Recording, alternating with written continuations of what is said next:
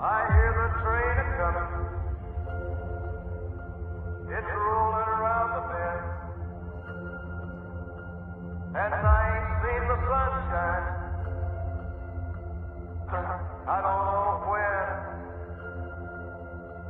I'm stuck in Folsom Prison, and time keeps dragging on.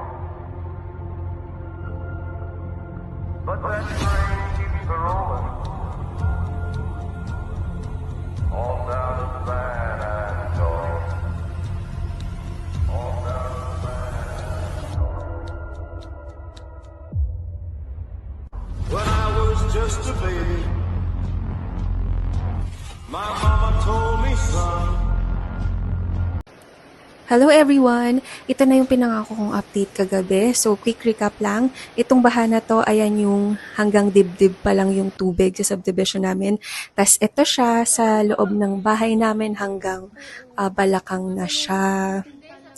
Yan. And then, sa ground floor yan ng bahay. Ayan, pinatay na namin yung kuryente doon. Ayan, may kita nyo sila kuya. Hanggang balikat o leeg na nila yan. Pataas na ng pataas yung tubig. Tapos, ayan na, umaakyat na sa second floor namin yung tubig baha. Yan, may pamilya namin. Tapos, ayan yan, para mas malinaw yung kuha. Tapos ito, yan, super duper lagpas tao na yan, paakyat na ng second floor. Ito yung dumating na yung rescue team.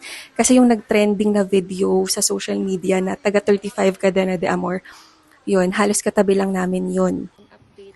And then, ito na yung kaninang umaga. Yung mga sasakyan na nakita nyo, lubog yan lahat sa baha. Lubog na lubog yan lahat sa baha talaga. And then, ito yung hagdan pababa ng garahe namin. Yan siya. Paakyat na talaga yung tubig sa amin eh. Konti na lang, second floor na yung tubig. Yan, dilinisin namin yan today. Yan, grabe ang putik. Tsaka amoy kanal, guys. Ay, ito naman yung loob. Ayan, yung sala namin. Good luck talaga sa amin.